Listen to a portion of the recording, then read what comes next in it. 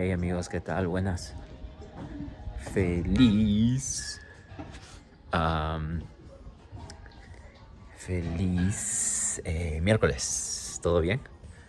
Qué bueno amigos. So, today amigos, I wanted to address a very interesting topic, I guess. I talked about this specific topic yesterday on my other platforms, right? But the reason I'm doing this again is because I want to share, I want to share these topics across all my platforms, right? So one of my Instagram followers, she made this question, right? She made the question of more than a question, actually. It was a statement, right? She said, she mentioned something related to feeling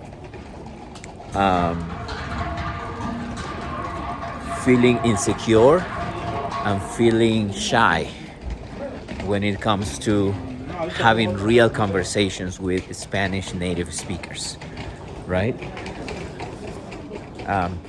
She had the intention, right? She had the intention, she always, according to this response or this comment, she has the intention to use the language and to approach people to engage in a conversation, but her problem is more like she freezes when that happens, right? When it's time to actually say something in Spanish, right? And so when I read this, amigos, when I read this comment, I was like, okay, so it's the moment that she has to strike up the conversations, right? That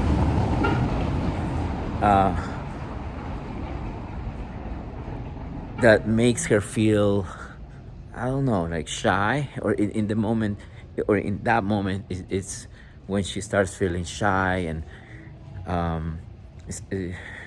she starts second guessing herself, overthinking, and everything that she was probably ready to use, all the words that she's been practicing, all those words disappear, right? And she forgets what she wanted to say, and she used this specific word, right? She said I freeze whenever it's time for me to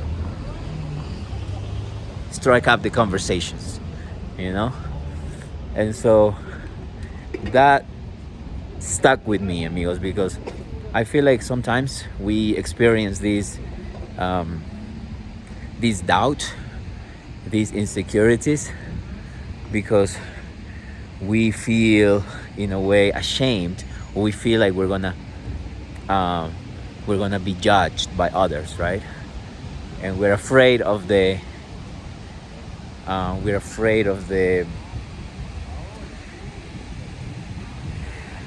criticism, right? We don't like to be criticized, and that makes us second guess ourselves, right? Based on my experience, amigos, I felt this way before, and I think you might relate to the same feeling, right? I think the reason why we feel this way is because in the past we've been criticized. We've been made fun of. We've been pointed out our mistakes, our errors, and so because of that, we develop this fear of um,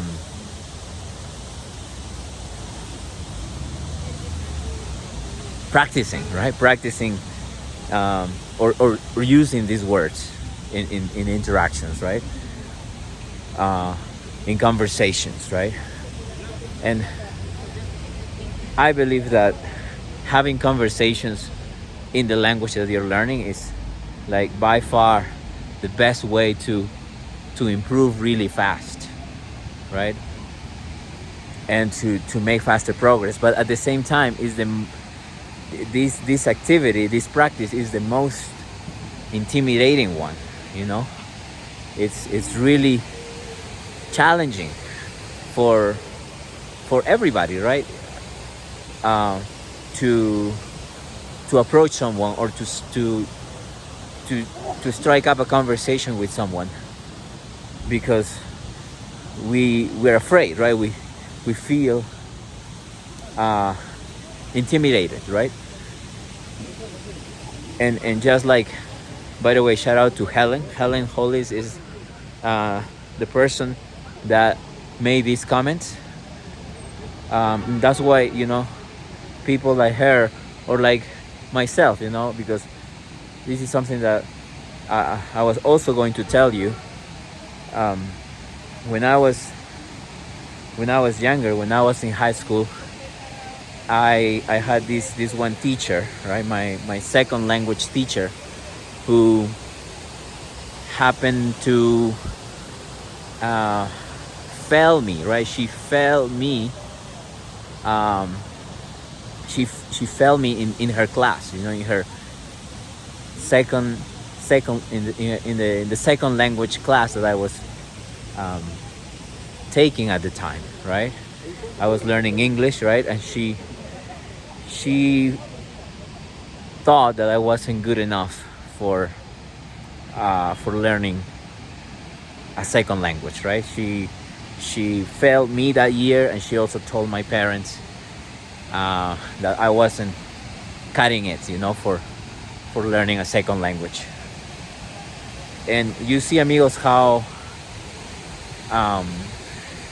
how traumatizing this can be, just because you're told that you're not good enough. You're criticized. That year everybody criticized me, right? Of course, after this teacher, right, told my parents uh, also started criticizing me. So sometimes even our own family members, um, for some reason, they have these their beliefs kind of influence us, right? And as a younger guy, I didn't know how to handle it. I didn't know how to handle criticism, and I felt very self-conscious of myself. So I ended up believing that, for a few years after that happened, I ended up believing that I wasn't good enough for speaking a second language, right? But it wasn't because I really believed that. It was because other people have it wasn't my belief. It was other people's beliefs that were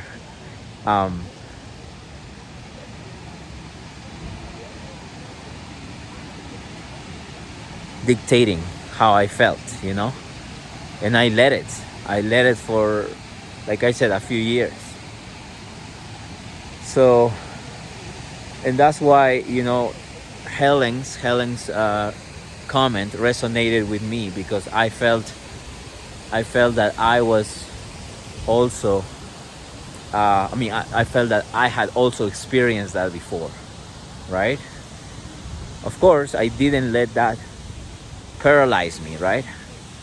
And just like Helen shouldn't let these fear stop her from trying, right?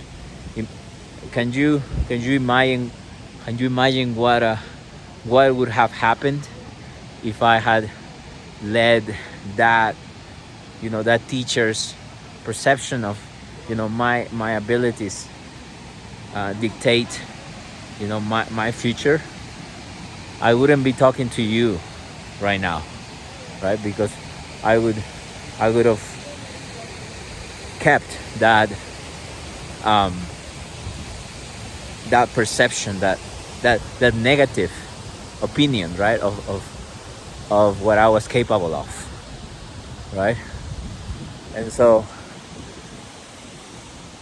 like I said, for a few years after that, for some years, maybe 2 or 3 years, I had this belief that I wasn't good enough to learn a second language, but I didn't let it stop me. After those 3 years, I finished my high school. I finished high school, and I decided to try again, amigos. Right? I decided to try again, but this time I was gonna do it differently. Right? I was going to try a new approach, and that's exactly what I did, amigos. I tried a new approach. This time, I was going to do it my way. Right? When I tried it the first time, it was through the school system, right? I was going to school, and so that's their, I was learning their approach, right? I was learning their methodology and the way they did things, but apparently I wasn't good enough, right? So the next time around, I said I was gonna do it my way, and so I applied some of these tips that I have for you today, amigo. So I'm gonna give you 4 tips that you can try in order to overcome this paralysis, right? This paralysis, this fear, this shyness, if you will, right? When you're about to strike up a conversation, and because you want to practice your skills, in Spanish, right?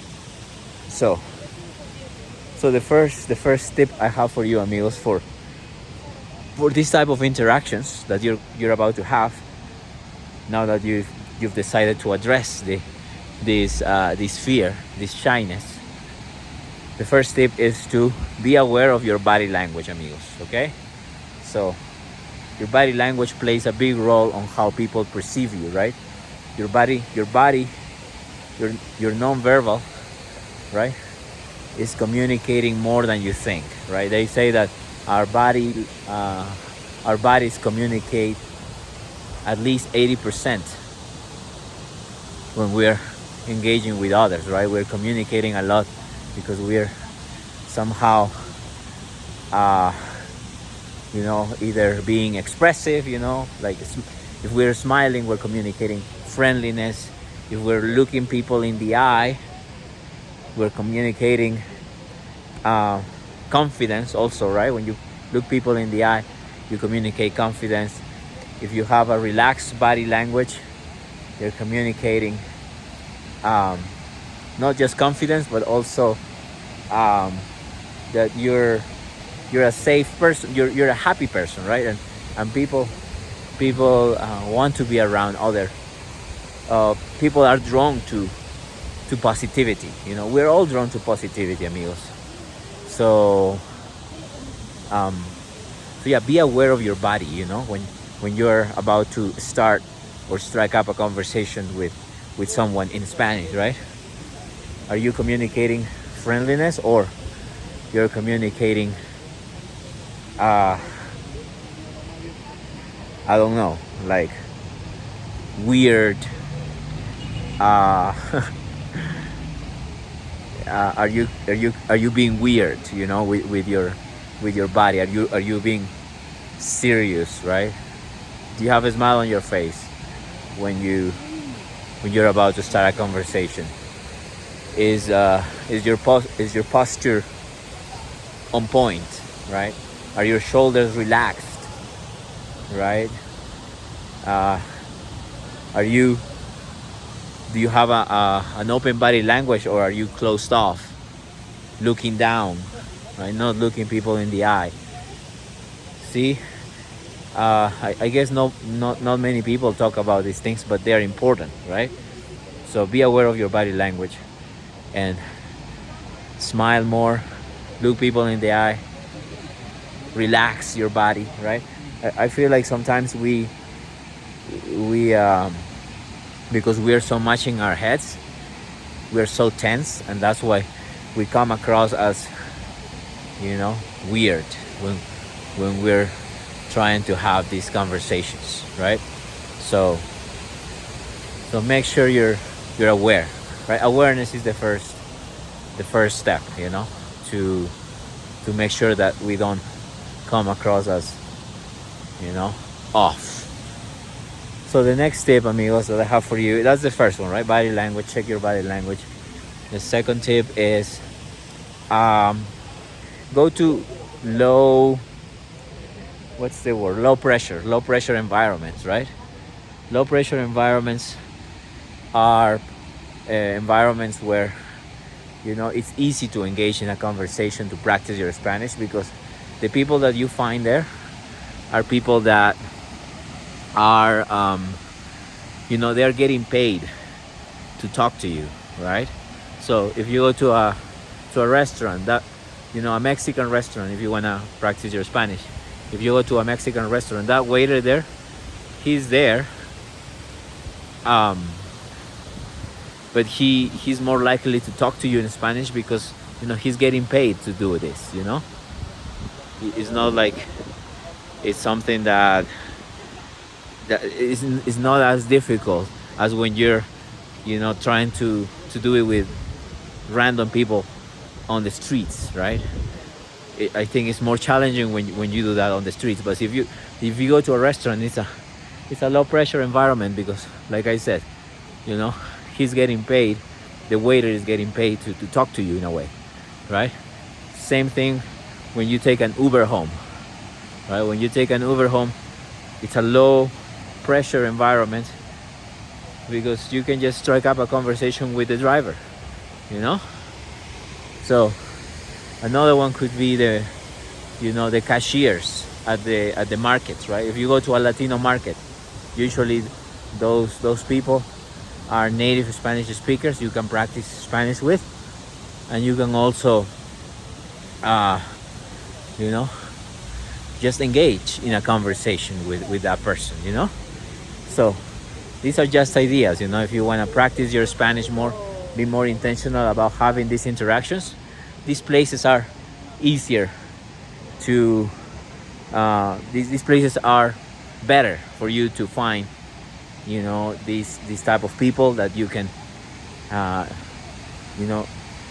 use to have a conversation with, so yeah, that's the second tip that I have for you, amigos, right? So the first one was body language, the second was low pressure environments. Third, amigos, let's see if I can remember what was the third. The third is to memorize lines, openers, right? Sometimes we feel like, we gotta say a lot of things, or we overthink the openers, right? How we can start these conversations. But there is a few openers that you can use for your conversations that will make you feel more confident and more ready to strike up these conversations, right? Of course, you have to memorize them before you use them, right? So the first one is I'm gonna just give you a few examples of openers, right? I mean, there's many, but you could say something like "¿Cómo te llamas?" Right? "¿Cómo te llamas?" is a very good one, right? It's like, "What's your name?" "¿Cómo te llamas?" So just memorize that, and next time you're about to start a conversation, you can just ask the other person, and ask this question, right? And ask them their name, right? ¿Cómo te llamas? I really like this quote, and it kind of relates to asking questions, right? When you ask questions, you are being curious, right? You are being interested in the other person, right? And you know what they say, right? If you are interested, you become interesting, right? So always ask questions, right? Especially if you're practicing Spanish and you're being intentional about having these interactions. You have memorized some of these phrases, so you can be like, hey, ¿cómo te llamas? ¿De dónde eres? ¿De dónde eres? Where are you from, right? ¿De dónde eres? Or just a statement. A statement could also be useful here. Statement could be, estoy aprendiendo español, right? I'm learning Spanish, right? So these are just examples of lines, openers, that you can have for your conversations, right? Whenever you're at these low pressure environments, at the, in the taxi, right? While your Uber driver is taking you home, at the restaurant, you're talking to a waiter, you can be like, ¿de dónde eres? Right? That's a nice way to start a conversation. Or maybe you're at a, just in line to get your stuff checked out at the register, right? And you're ready to ask the cashier, hey, ¿cómo te llamas? Right? You see how this works, You have the lines memorized. You go to these low pressure environments. You have an open body language. You have a smile on your face. You are relaxed. You're saying this. You're pronouncing and saying these phrases and questions with confidence, right? More confidence is more important than perfection, amigos. Never forget that. How you say matters more than what you say, right? So, and the last one, amigos, the last tip is reward yourself for showing up, right? So celebrate the small victories, amigos. Celebrate your victories, celebrate your wins, right? Every time that you strike up a conversation, you're winning, right? And you should celebrate that. So give yourself a reward, treat yourself to something nice.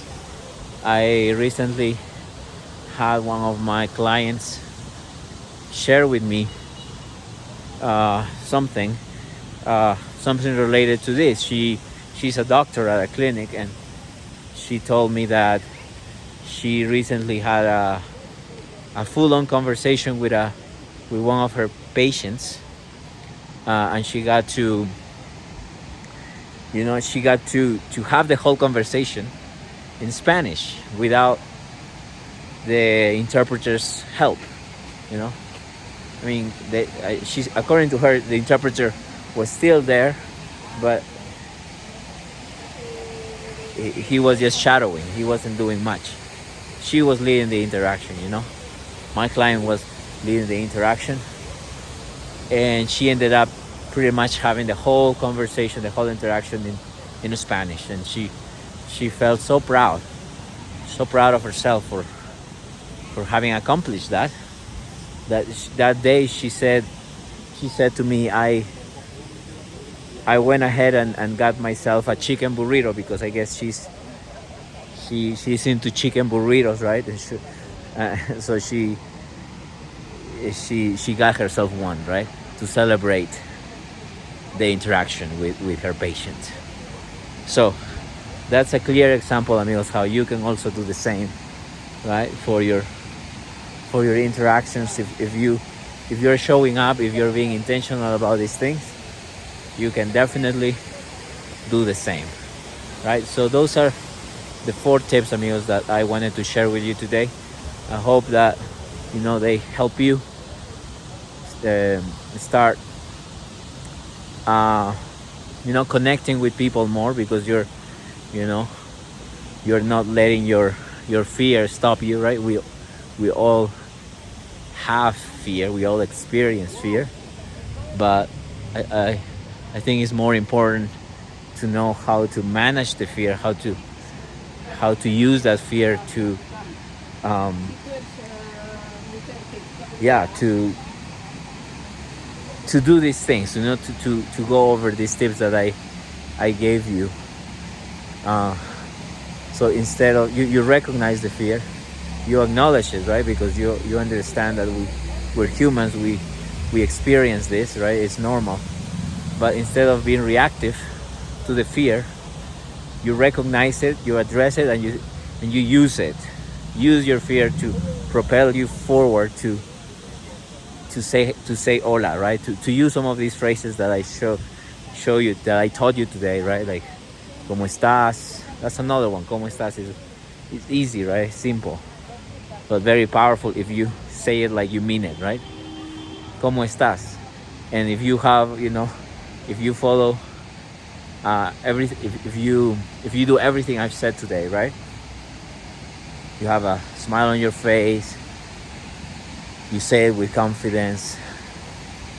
You are using it in one of these low pressure environments, right?